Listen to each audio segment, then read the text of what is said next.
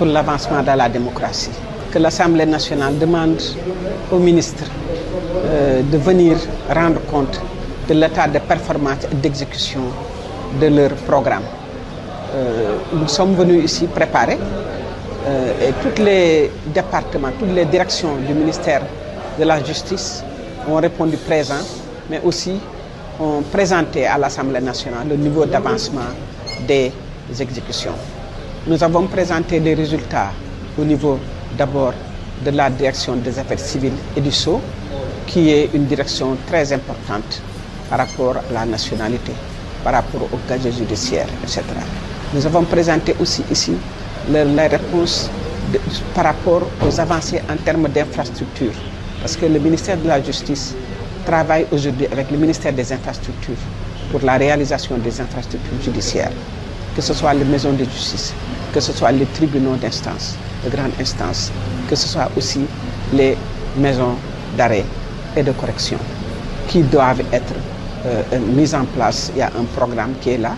malgré les difficultés que nous avons rencontrées lorsque nous avons pris le pouvoir par rapport au projet Promus qui a déjà englouti 75 milliards sans rendre les résultats. Le gouvernement a mis en place un projet pour corriger ces manquements et faire en sorte que donc les maisons de justice puissent être mises en place. Une question bien sûr lancinante qui est la question de la surpopulation carcérale est revenue et nous avons montré que des avancées ont été réalisées, aussi bien par rapport à la diminution de la population carcérale à travers l'accélération des dossiers, mais à travers aussi les grâces présidentielles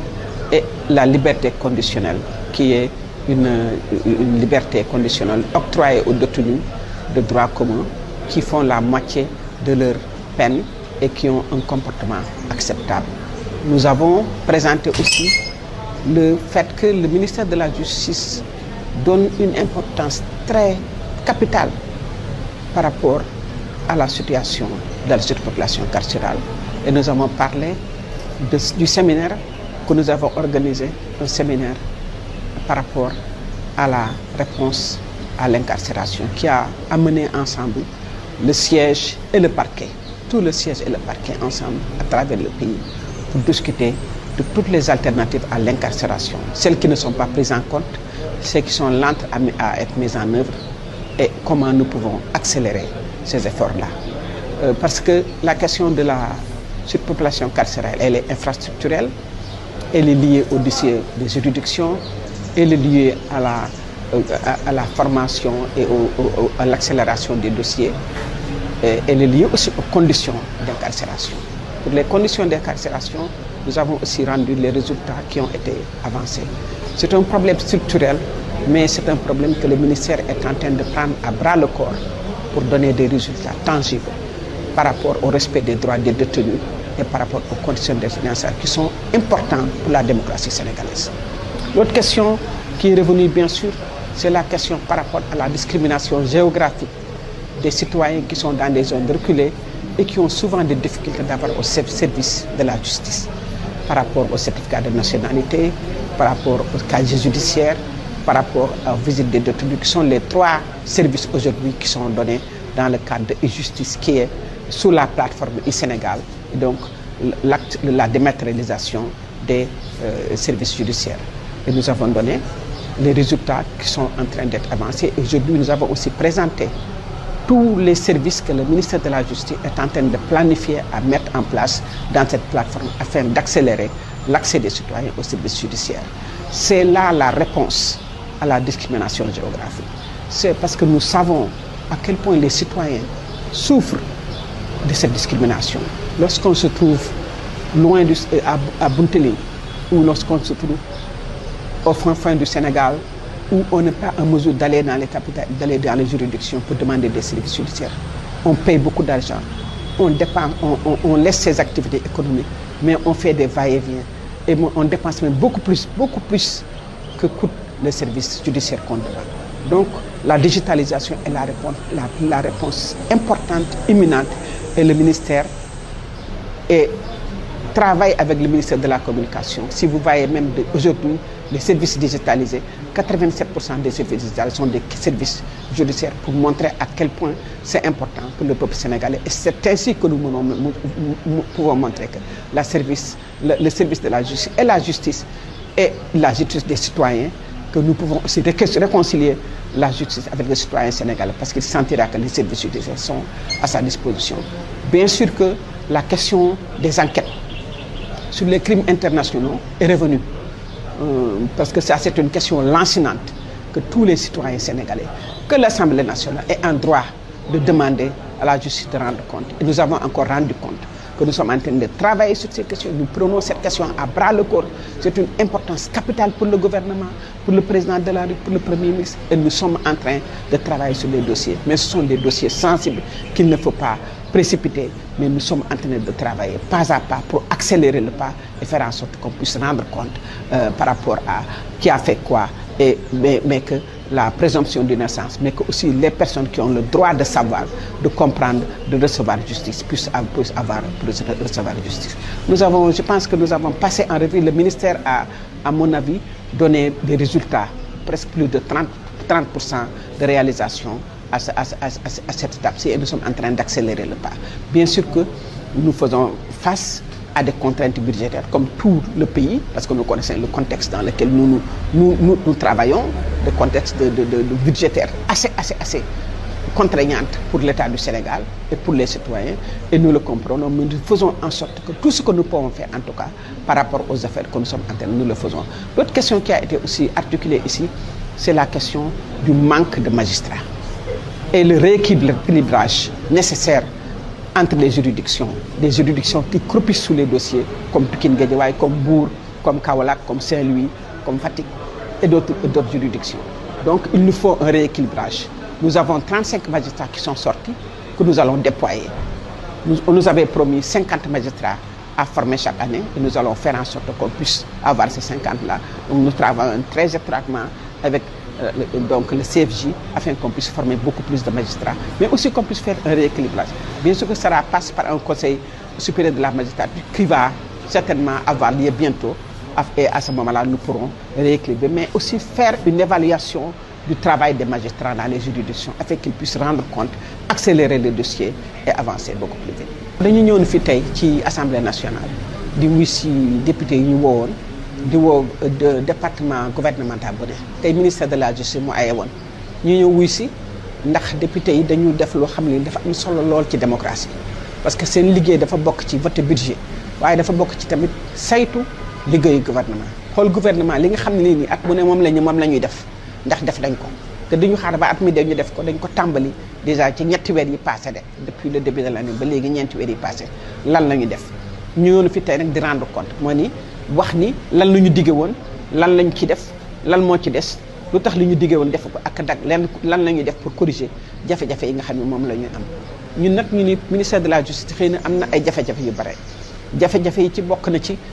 dégg nga ñi nga xam ne ñi yoon def leen teg loxo te ñu bare lool ci prison bi ñu wane ni ñun def nañu benn lël bu nga xam ne bii indi na képp ku nga xam ne kii rek yaa ngi liggéey ci biir justice ñu tax a xool naka la ñu mën a def ba xool ay pexe yi nga xam ne yoon daf ko maye que nit ki doo ko tëj rek mën nga trouver yeneen pexe pour yoon dal ci kawam ci defee dara loolu ñu ngi koy mettre en œuvre te rendre nañ ci compte mais wane nañ tamit ni dossiers yi nga xam ne moo nekk ci juridiction yi bare fa lool ñu téye ko te avancé wul bi ma ñëwee ak léegi accéléré nañ ci bu baax a baax a baax mais loolu tam dafa laaj ay magistrats yoo xam ne dañ leen war a yokk am nañu fanweer ak fanweeri magistrat ak juróom yoo xam ne pare nañu seen jàng wala lañ leen déployé ci biir réew mi mais tam dañu war a xool naka la ñu gën a yokkee yenn juridiction yi mel ne Pikine Guédiawaye Mbour dégg nga Kaolack Saint-Louis bare ay dossiers yi avancé yi ndax magistrat yi doy loolu tam ñu ngi ciy liggéey te incha allahu rabbi comme ni ngeen xam ne président de la République mooy jiite conseil supérieur de la magistrature dina ko woote ci lu yàgg lool pour que ñu mën a xoolaat naka la ñu déployer magistrat yooyu leneen li nga xam ne tam wax nañ ko mooy enquêtes yi nga xam ne ñi dañuy faatoon seen bakkan ñii torturé woon leen muy di ñuy wax crimes internationaux muy crime yoo xam ne nag li ñuy wax c'est imprescriptible kenn mënu ko faxas kenn mënu ko baale foog ñu atte ko foog ñu saytu ko foog ñu atte ko te loolu dañ ci taxaw enquête nag dafa laaj sensibilité yu rëy laaj na d'abord dossier yi ñu toye leen ni mu leen war a toyee xool leen topp leen ni mu war a toppee ba kenn du topp ko xam ne deful mais itam képp ku def ñu identifier ko ci yoon teg ko ci yoon ba nga xam ne dossier duñu yàq li ma koy wax toujours te yàq dossier dafa yomb moo tax dafa naaj sensibilité xëy na ci kanam tu ci weer di ñëw dinañ mën a ñëw rendre compte ci loolu parce que loolu dafa nekk suñu loo xam ne daf ñu soxal te dañ ciy liggéey ñi ngi ci taxaw te incha allah rabbi dinañ ci rendre compte loolu moom ñi ngi wax sénégalais yi dañu may tuuti patience mais dinañ ci rendre compte leneen ñi nga xam ne di waxtaan nañ ko tam mooy ñi nga xam ne ñi dañ nekk ay citoyens sénégalais am ay droits comme ñëpp mais dëkk ci ay kuréel ay kuréel yu sore ay dëkk yu sore ba mënuñu dem ci juridiction yi di demander ay services mu doon certificat de nationalité mu doon permis pour visiter sa mbokk nga am sa mbokk bu nekk Kédougou ci prison ba fële nga war a nekk fi Ndakaaru war ko seeti mu doon yeneen këyit dañu indi loo xam ne li xarala yu bees yi dina permettre nit ki mu dugg mu inscrire fay lu tuuti demander ko ñu vérifier ni kii koy laaj am na këyit yi moom la ñu mën ko jox ci lu gaaw mu jot ko ci téléphone am jot ko loolu nag ñi ngi ciy liggéey bu dee pour gën a mën a informer yëg disséminer feex ba nit ñi xam ko xam ni service bi disponible la xam naka lañ koy wute xam ni boo xasee ba inscrire fii ak benn jour da nga war a fay bu dul loolu li nga war a am li nga doon laaj doo ko mën a jot ñu xool la jàllale ko nga jot ko dinañ ci yokk yeneen service yu bare parce que gis ngeen ni plateforme bi nga xam ministère de la communication moo ko teg muy plateforme e-Sénégal li ci ëpp ci service yu ñu joxe yi ministère de la justice la mu wane sénégalais yi service judiciaire ni mu amee li mu leen soxalee ak ni mu amee solo ñun tam suñu wàll lu ci mënti nokk suñu wàll rek ñu ngi ko ci def pour que nit ñi jot seen ay service yi ñuy laaj te duñu soxla bàyyi seen liggéey paas yu bare di dellu soit dañ koy jot ci mu gaawee te loolu tam dafa bokk ci démocratie parce que ñëpp ñoo war a am accès dafa bokk tamit ci avancement mu réew te loolu incha allah rabbi dafa nekk jéego bu am solo boo xam ne bi gouvernement bi à travers Big Gouv à travers donc Sénégal muy donc le service de la digitalisation de la justice ñu ngi koy liggéey beneen bi moo di jëm ci rek prison yi ñu war a tabax maison de justice yi ñu war a tabax yi mu doon loo xam ne lii dañu amoon ay lubal yu bari yu fi amoon ci loolu mais tey ñu ngi ci góorgóorlu léegi rek lañ ma laaj prison bu nekkoon Kolda xam ne ndégga ndox yu bon yi dañ fa daan génn bay dem ci biir kër yi bi ma fi jëkkee ñëw bi ma ko yëgee rek dama dem rek ñu arrêté ko tey bi ko député bi da ko laaj dama ko ne gëj nga Kolda waa ndax defar nañ ko am na tam yeneen mi question yu ñu laajoon yoo xam ne yi xëy na xamuñu woon def nañ ko mais def nañ ko kon di wax ni rek ñun suñu évaluation tey wane nañ ñi ngi avancé nañu lu ëpp sax li ñu waroon liggéey ci ñetti weer dëgg la nag ni am na ci ay affaires yoo xam ne avancé nañu mais des ci du gaawantu paiement bi mais li ñuy wax yëpp Sénégal li ñuy wax ni nit ñi dañu war a xam contexte bi ñu nekk contexte budgétaire bi nga xam ne bi réew mi daf ci ne mu jafe lool état bi di def ay efforts yu rëy di wàññi njëkk yi di efforts yooyu du fexe ba nit ñi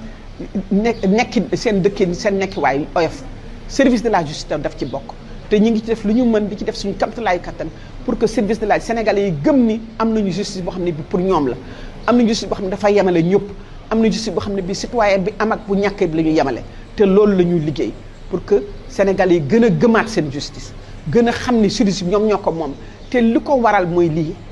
exercice bi ñu def tey exercice bu am solo la ndax non seulement sama département dafay neex ma directeur bu nekk ministre bi mi ngi lay xool mais citoyens yi sénégalais ngi lay xool parce que assemblée nationale mooy Sénégal mu représenté ñi kon ñëw fi di rendre compte dafa nekk un acte dafa nekk juste jéego bu am solo ci démocratie mais jéego bu am solo tamit ci du ñu xool ñun du ñu ñaax du ñu évaluer ñu ñëw di rendre compte bu ko defee tamit dafa yombal suñu liggéey ñu ngi leen di gërëm di leen sax